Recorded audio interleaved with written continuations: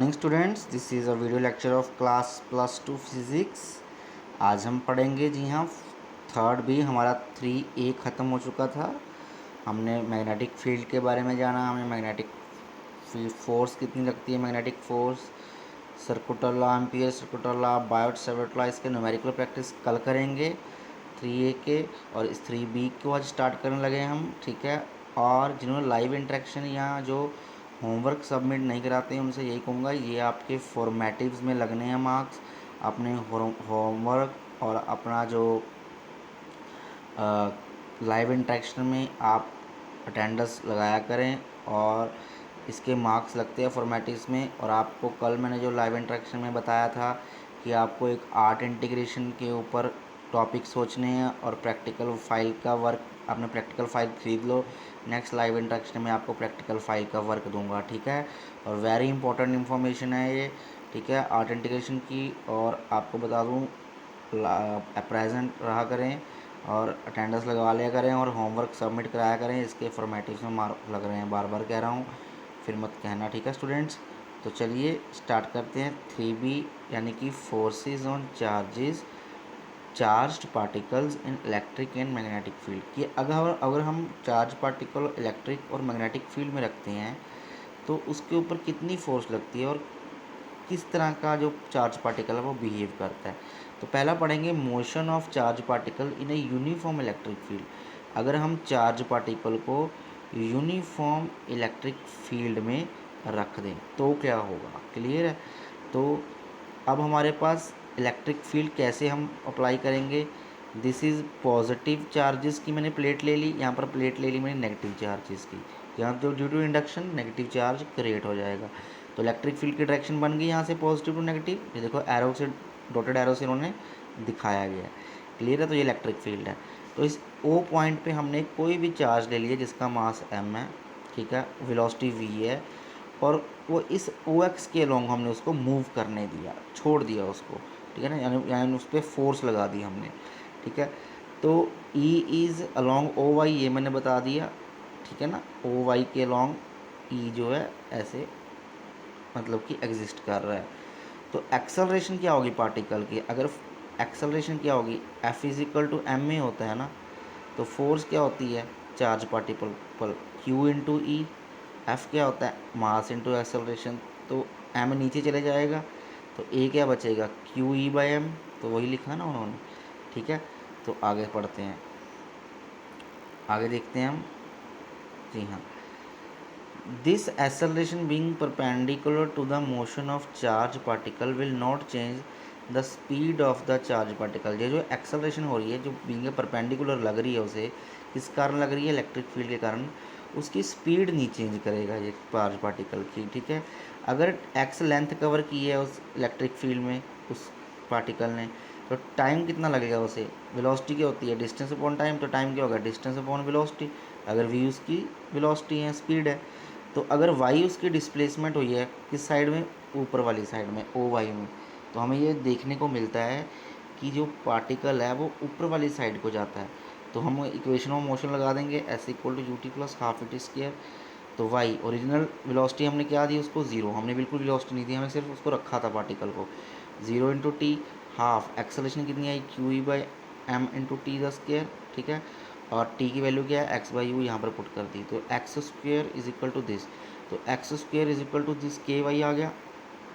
तो अगर ऐसी इक्वेशन बनती हो कभी भी, या के इज इक्वल टू, आपने पढ़ा होगा मैथमेटिक्स में 4ax वाई स्क्वेयर, या Y is equal to 4ax square, अगर एक जो कोऑर्डिनेट है उसका स्केयर आ रहा हो तो वो कौन सी इक्वेशन होती है, वो पैराबोला की इक्वेशन होती है। इसका मतलब जब भी हम इलेक्ट्रिक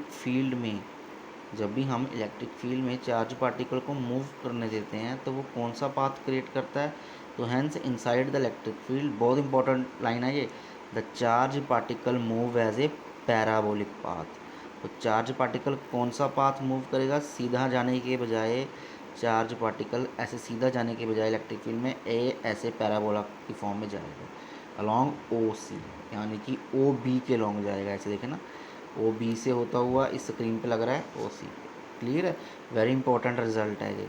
तो पैराबोलिक पाथ किस कब कन्वर्ट करता है, जब वो इलेक्ट्रिक फील्ड में हो रहा होता है। ये ध्यान रखना आपने, क्लियर है, ठीक है। अब पढ़ते हैं, आपको बताते हैं motion of charge particle in a uniform magnetic field. अब मैग्नेटिक फील्ड में आपको बताऊँ फोर्स कितनी लगती है, पढ़ के आए हैं Q V B sine theta. अगर वो परपेंडिकुलर, अगर मैग्नेटिक फील्ड हम उसे परपेंडिकुलर दे देंगे तो एंगल कितना हो जाएगा उसके बीच में, 90 डिग्री। तो Q V B sine theta, ये हमारे पास पहला रिजल्ट आ गया। आगे बढ़ते हैं, अब देखते हैं क्या होता है। तो अब जब द फोर्स और charge particle to magnetic field provide the required centripetal force to motion along a circular path. हमने क्या देखा कि जब भी हम इस पार्टिकल को ऐसे वेलोसिटी दी, किस मैग्नेटिक फील्ड कैसे पता लग रहा है मैग्नेटिक फील्ड है, अगर हम यहाँ पर जो क्रॉस दिख रहे हैं इसका मतलब है मैग्नेटिक फील्ड बाहर की तरफ आ रही है, परपेंडिकुलर है। जैसे ये सर्कल है, ये साइड व्यू है उसका, ये उसका फ्रंट व्यू है। मतलब ये जो क्रॉस दिख रहे हैं ये क्या है, मैग्नेटिक फील्ड। और ये जो एरर दिख रहे हैं ये मैग्नेटिक फील्ड है। अगर हम ऊपर से देखेंगे तो हमें ऐसे सर्कल नज़र आएगा, किसका, उस चार्ज पार्टिकल ऐसे मूव करता नज़र आएगा।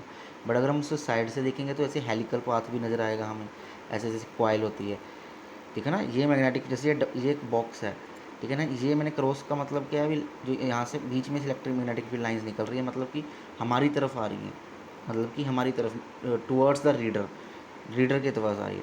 ये साइड व्यू देखूंगा अगर मैं डब्बे का बनाऊँ तो साइड व्यू में से ऐसे जा रही है मैग्नेटिक फील्ड लाइंस। अगर इसको मैं सीधा कर दूंगा तो ऐसे क्रॉस, हम क्रॉस से ये जो क्रॉस लगे हैं छोटे छोटे, ये दिखाते हैं कि ये क्या है, मैग्नेटिक फील्ड परपेंडिकुलर है। तो हमने क्या देखा कि ये पार्टिकल है ऐसे हेलिकल पाथ मूव करने लग गया, आगे भी जा रहा था बट हेलिकल पाथ, ऊपर से देखा तो ऐसे सर्कुलर लगता है। बट अगर कोई चीज़ सर्कल में घूमती है तो उसे कौन सी फोर्स जो कि बैलेंस करती है, सेंट्रीपिटल फोर्स। तो ये जो फोर्स है, एक फोर्स तो लग रही है मैग्नेटिक फील्ड की और उसे बैलेंस कौन सा कर रही है, बराबर कौन सी है, कौन सी है, यानी सेंट्रीपिटल फोर्स। यहाँ से वेलोसिटी निकाल सकते हैं उसकी पार्टिकल की, चार्ज पार्टिकल की, क्लियर है। तो हम यहाँ से वेलोसिटी निकाल ली वी, वी यहाँ से हम लिख सकते हैं V sine theta B Q by R M. क्योंकि वी टू का जो हम कह रहे हैं वी साइन थीटा क्यों लिया, क्योंकि जो पार्टिकल है ये उसकी रिजल्टेंट वेलोसिटी है वी। बट अब पार्टिकल वी कॉस थीटा में भी जा रहा है, वी साइन थीटा में भी जा रहा है। तो ज़्यादातर पार्टिकल कौन सी डिस्प्लेसमेंट ले रहा है, अगर हम वाई डायरेक्शन की बात करें वेलोसिटी की, तो वो ले रहा है कौन सी पार्ट, कौन सा हमारा वेलोसिटी का कंपोनेंट, साइन का component.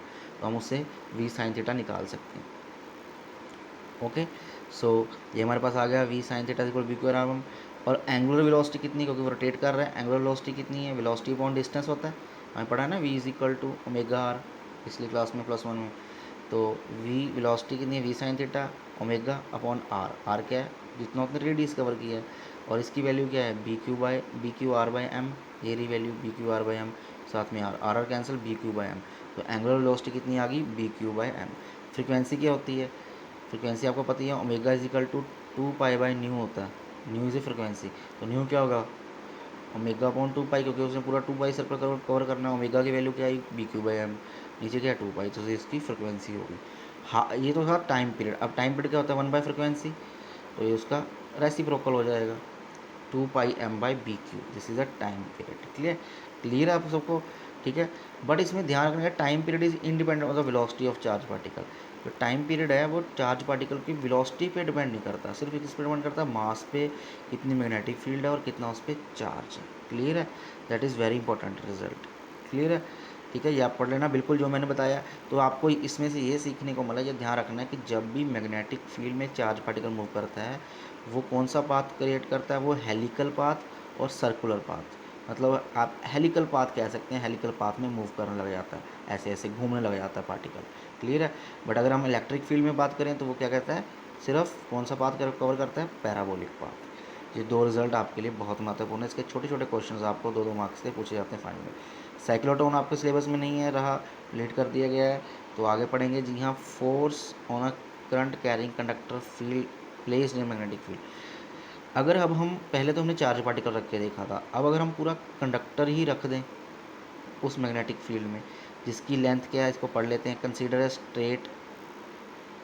Straight cylindrical conductor, cylindrical conductor ले लिया हमने, पी क्यू, लेंथ एल है, एरिया ए है, करंट उसमें आई पास हो रहा है, और यूनिफॉर्म मैग्नेटिक फील्ड, ये मैग्नेटिक फील्ड की डायरेक्शन ऐसे है, ऐसे मैग्नेटिक दिखा रखे ना उन्होंने, मैग्नेटिक फील्ड में पड़ा हुआ है। क्लियर है।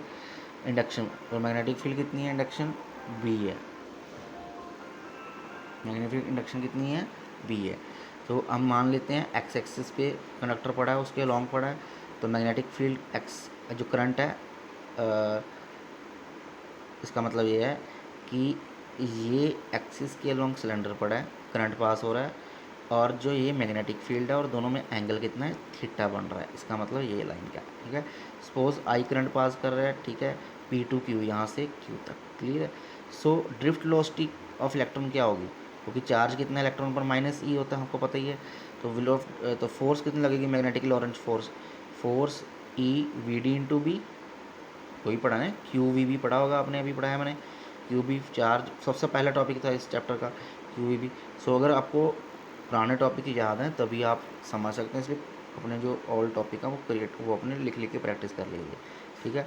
तो फोर्स क्या हो जाएगी, टोटल फोर्स क्या हो जाएगी कंडक्टर की, पूरे कंडक्टर पे अगर n नंबर ऑफ इलेक्ट्रॉन्स हो, देखो ना, अगर n is the number density of electron, छोटे छोटे इलेक्ट्रॉन्स हैं पर यूनिट वॉल्यूम में, तो पूरे वॉल्यूम में कितने इलेक्ट्रॉन्स हो जाएंगे, पूरा वॉल्यूम कितना है, a इंटू एल, अगर एरिया को लेंथ से मल्टीप्लाई करूँगा तो वॉल्यूम हो जाएगा, पूरे वॉल्यूम में कितने electrons, n into A L, तो वही लिखा है ना मैंने, n इंटू ए एल, ये देखो स्मॉल एन नंबर डेंसिटी मतलब नंबर पर यूनिट वॉल्यूम, तो वॉल्यूम कितना है, a इंटू एल, तो वॉल्यूम का सब वॉल्यूम, तो ये तो पर यूनिट वॉल्यूम है ना, तो 1 यूनिट है ये, तो यहाँ पर हम 1 लिख सकते हैं, एन ए एल। कितनी फोर्स लगेगी टोटल पूरे जो इलेक्ट्रॉन्स हैं, फोर्स एक पे फोर्स लग रही है 1 यूनिट, दो पे 2 यूनिट, तो n नंबर ऑफ पर कितनी लगेगी, n यूनिट, मतलब n इंटू एफ, तो वो लिख सकते हैं हम, एक पे कितनी थी e, क्यू वी भी होता है ना, तो q की वैल्यू क्या होगी, माइनस ई, वही पुट की है हमने यहाँ पर, इलेक्ट्रॉन चार्ज की वैल्यू। ओके, अब यहाँ पर सॉल्व कर देंगे, एन ई ए से ओपन करेंगे ब्रैकेट में, वी डी क्रॉस बी कर देंगे। तो कंडक्टर क्या होता है, आपको कंडक्टर का आई के साथ रिलेशन बताया था, ड्रिफ्ट वेलोसिटी का I N E V D होता है, ठीक है। तो यहाँ पर हमने क्या किया, यहाँ पर भी एल मल्टीप्लाई कर दिया और यहाँ पर भी एल मल्टीप्लाई कर दिया, कोई फ़र्क तो नहीं पड़ेगा, कोई फ़र्क नहीं पड़ेगा। और आई एल क्यों मल्टीप्लाई किया, क्योंकि आई एल को हमने लिया as a current element vector, clear है। तो अब यहाँ पर लिख सकते हैं हम आई एल, ठीक है। अब इसमें ध्यान से देखें, A N N A L E V D, N A L E V D, यहाँ पर ध्यान से रखें, N A L E V, यहाँ पर बी था, एक तो इक्वेशन ये होगी, ठीक है, ये 7 इक्वेशन, और एक इक्वेशन यहाँ से बन गई N A L V D. अब हम यहाँ से लिख सकते हैं, ये जो ये वैल्यू है N A L E V D, N A L E V D, इस वैल्यू की जगह आई इंटू एल लिख सकते हैं, वही लिख दिया उन्होंने। तो फोर्स किसके इक्वल आ गई, आई इंटू एल, बचा क्या बीच में, क्रॉस बी, तो ये आ गई फोर्स आई बी एल, क्योंकि एल क्रॉस बी क्या होता है, cross product, I L B sine theta. So इसका मतलब ये जो फोर्स लगेगी इस चार्ज पार्टिकल, किसके ऊपर डिपेंड करेगी, कितनी मैग्नेटिक फील्ड है, कितना करंट पास हो रहा है, और कितनी उसकी लेंथ है कंडक्टर की, that is known as I L B, clear है। अब आगे बढ़ते हैं इसके स्पेशल केसेस, अगर थीटा ज़ीरो हो जाए, मतलब मैग्नेटिक फील्ड बिल्कुल अलाइन हो जाए, बिल्कुल उस करंट की डायरेक्शन में, एल क्रॉस बी मतलब लेंथ के डायरेक्शन में आर, तो फोर्स ज़ीरो, अगर मतलब इलेक्ट्रिक फील्ड मैग्नेटिक फील्ड और कंडक्टर ऐसे पड़े हैं तो उस पर कोई फोर्स नहीं लगेगी, ये ध्यान, वेरी इंपॉर्टेंट। अगर दोनों when the placed parallel to the direction of magnetic, मैंने लीनियर कंडक्टर कोई भी अगर parallel to the magnetic field हो तो उस पर कोई फोर्स नहीं लगेगी, बिकॉज फोर्स इज ज़ीरो। अगर 180 हो तो क्या हो जाएगा, देखते हैं अभी। 180 इसमें यहाँ ही बता देता हूँ मैं, अगर 180 हो जाएगा तो क्या हो जाएगा, कॉस साइन 180 फिर भी ज़ीरो हो जाएगा, तो साइन ज़ीरो, तो इसकी वैल्यू फॉर व्यू, मतलब अगर वो बिल्कुल ऑपोजिट पड़ा हो मैग्नेटिक फील्ड के या उसके अलोंग पड़ा हो तो उस पर फोर्स कितनी लगेगी, ज़ीरो लगेगी, ये आपको ध्यान रखना है। दोनों केसेस में देखो, दोनों केसेस इकट्ठे लिए ना उन्होंने, तभी उन्होंने कहा साइन थीटा ज़ीरो आएगा, दोनों केसेस में थीटा ज़ीरो हो या 180 हो, ये आपने ध्यान रखना है, क्लियर है।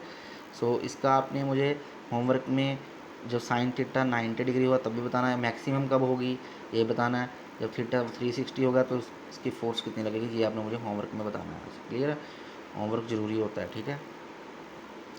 आगे बढ़ते हैं, नेक्स्ट टॉपिक हमारा force between two parallel linear conductors carrying, अगर दो पैरेलल लीनियर कंडक्टर्स हैं हमारे पास, जैसे देखें एक C1 है और एक हमारे पास ये C2 है, ठीक है। C1 D1, ये C1 D1 and C2D2 are infinite, ये इनफानाइट लॉन्ग स्ट्रेट कंडक्टर हैं, करंट इसमें पास हो रहा है I1, इसमें I2 पास हो रहा है, पैरेलल है दोनों, डिस्टेंस कितने डिस्टेंस पे पड़े हैं, R डिस्टेंस पे पड़े हैं, यहाँ से R डिस्टेंस पे पड़े हैं, क्लियर है। In a plane of paper. Magnetic field produce हो जाएगी इसके द्वारा, हमको पता पड़ा है हमने, magnetic field is induce around the conductor. Clear है। तो ईच कंडक्टर एक दूसरे के ऊपर फोर्स लगाएगा। ये देखो ना, इसी द्वारा देखो, एक C1 है, ये C2 है, ये दोनों कितने डिस्टेंस पे पड़े हैं, R डिस्टेंस पे हैं ऐसे। क्लियर है। इसमें करंट पास हो रहा है I1, और दूसरे केस में हमने बना दिया, यहाँ पर C1 रख दिया, यहाँ पर C2 रख दिया, और I2 इसमें से पास कर रहे हैं। तो दोनों की हम फोर्स देखेंगे कितनी है। तो मैग्नेटिक फील्ड क्या होगी इस पॉइंट P पे। क्लियर है। अभी पढ़ा हुआ है हमने, किसी भी करंट पास हो रहा है अगर, तो B1 क्या होगी, किसके कारण मैग्नेटिक फील्ड लगेगी, μ1/4 2I1/R, 2 इंटू इसका करंट इंटू R। क्लियर है। ऐसे ही according to right hand rule B1 is perpendicular to the plane directed inwards. अब राइट हैंड रूल बताया था मैंने, अगर हम थंब को ऊपर करें तो जो फिंगर्स हैं अंदर को जाएंगी, तो मतलब जो मैग्नेटिक फील्ड है इनवर्ड्स जा रही है। क्लियर है। अब ऐसी C2D2 जो है मैग्नेटिक फील्ड B1 में पड़ा है, तो उसकी वैल्यू क्या हो जाएगी, F2 क्या हो जाएगा, फोर्स क्या होती है B1 I1, वही पढ़ा है ना, B I L sine theta. Clear है। तो वहाँ से हमने वैल्यू निकाली ना, थीटा इज 90 डिग्री होगी, जो 90 डिग्री पे पड़े हैं, B1 इंटू I2 निकाल ली हमने वैल्यू, F2 की वैल्यू, फोर्स 2 की वैल्यू B1 इंटू I2। तो F2 की वैल्यू क्या हो जाएगी, μ0/4 2I1/I2/R। ये वैल्यू, ये B1 की वैल्यू तो यहाँ से उठा ली, और साथ में सिंपल क्या मल्टीप्लाई करना, I2। तो मतलब फोर्स कितनी लग रही है, ये तो था मैग्नेटिक फील्ड, तो फोर्स कितनी लग रही है 2 पे, इसकी बात कर रहे हैं, ये वाली, ये फोर्स अंदर की तरफ लग रही है, कितनी लग रही है इसकी value, that is equal to F2 μ0/4 2I1/I2/R। तो फ्लेमिंग लेफ्ट हैंड रूल से इसकी डायरेक्शन को पता किया जा सकता है। अगर करंट ऊपर जा रहा है, ठीक है ना, अगर करंट ऊपर जा रहा है, आप लेफ्ट फिंगर को उठाएं, तो तीनों म्यूचुअली परपेंडिकुलर रखें, और ये वाली डायरेक्शन फोर्स की लग रही है, अगर करंट ऊपर जा रहा है तो मैग्नेटिक फील्ड उसके क्या होगा, 90 डिग्री। ठीक है, ऊपर हम टुवर्ड्स द रीडर। अगर हम बात करें करंट नीचे आ रहा है तो फोर्स इधर लगेगी, और magnetic field away from the reader. ये आपको ध्यान रखना है दोनों केसेस में। So this is a force between two parallel conductors. Clear है। आज हम इतना ही पढ़ेंगे, कल आपने इसकी प्रैक्टिस करनी है, सॉल्व करके रखने हैं, फिर हम आगे बढ़ाएंगे। Thank you.